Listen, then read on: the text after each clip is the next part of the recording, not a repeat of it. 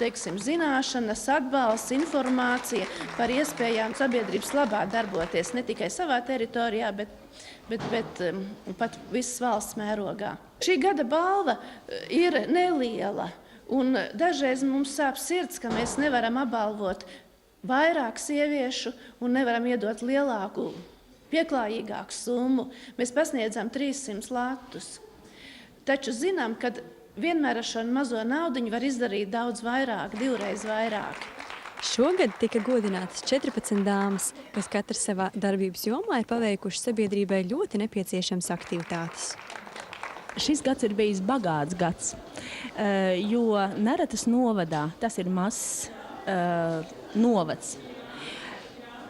Teritoriāli, bet liels novads cilvēku dvēseliskās un sirds dāsnuma ziņā. Tas ir leģendām bagāts novads, tas ir sens kultūra vēsturisks novads, kurš nepamatoti ir zināmā mērā Latvijas mērogā, varbūt piemirsts novads. Un tad šis gads ir bijis tas, kad mēs esam zināmā mērā sasparojušies, atklājuši savas stiprās puses, un tie virzieni, kā mēs esam darbojušies, esam sapratuši, ka mūsu lielākā bagātība ir cilvēki.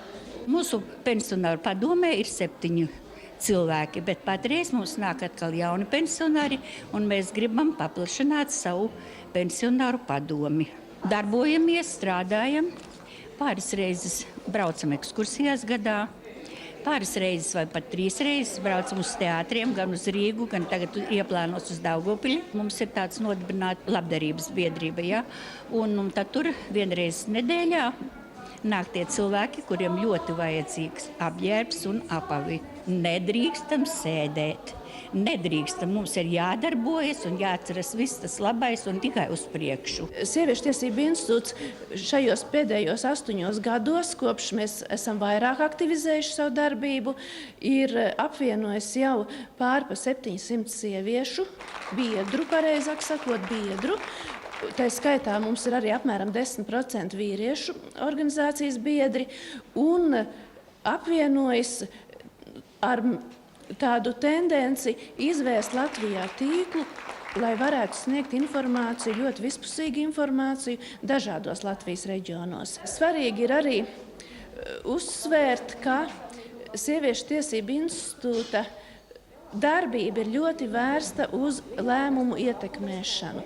Mēs strādājam ar ministrijām, piemēram, es pati personīgi vadu Iekšlietu ministrijas nevalstisko organizāciju darba grupu. Mūsu institūtā strādā ļoti labas kvalifikācijas profesionāļi. Tā skaitā īpaši svarīga nozīme ir juristiem, jo mēs arī bez tam sniedzam jau gadiem ilgi bezmaksas juridiskās konsultācijas cilvēkiem, it īpaši sievietēm, kuras ir saistītas ar problēmām vai attiecībā uz vardarbību, vai attiecībā uz mantiskiem jautājumiem un tam līdzīgi.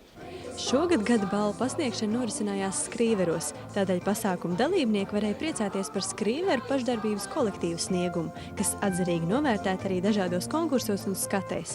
Tāpat skrīverieši ir gandarīti par to, ka Skrīveros nepārtraukti norisinās dažādas pārmaiņas. Kopš novada izveidošanas, pagasta pārveidošanas par novadu, protams, turpinam izsāktos projektus, jo tie nebija mazi projekti, uz kuriem mēs bijām ilgus gadus gājuši un par kuriem domājuši.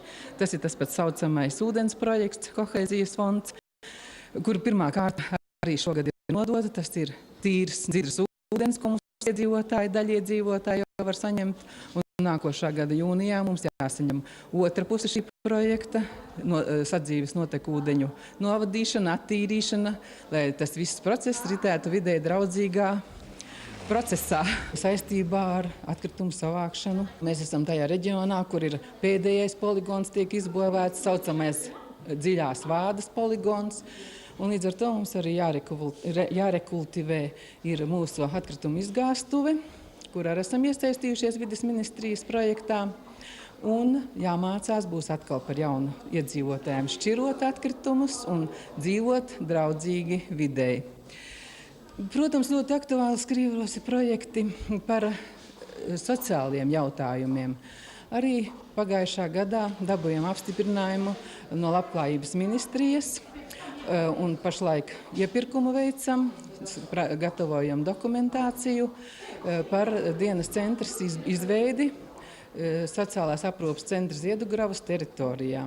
Un paralēli šim projektam attiecīgi arī esam startējuši projektā dažādu grupu apmācībai, dažādu grupu ideju īstenošanai tieši sociālo jautājumu sfērā. Pagājušā gadā īstenojam arī Vides ministrijas izsludināto energoefektivitātes projektu un veicām skolas siltināšanu.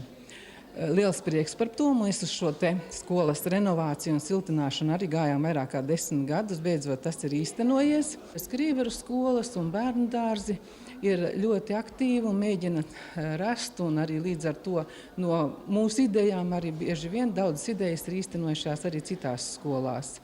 Tieši, lai bērnam būtu iespēja labāk apgūt šo izglītību, izdevīgāk, bērnam saprotamāk.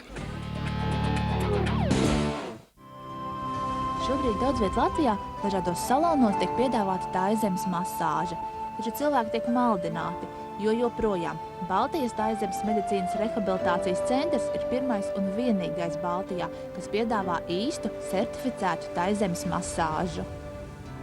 Mēs esam pirmie un līdz šim mēs vienīgi, kas strādā oficiāli un ar profesionālu taizemes masāžistiem, kas brauc no taizemes. Salonā tiek piedāvāta tradicionālā taizemes masāža ar ēteriskajām eļļām, karaliskā masāža, sejas masāža,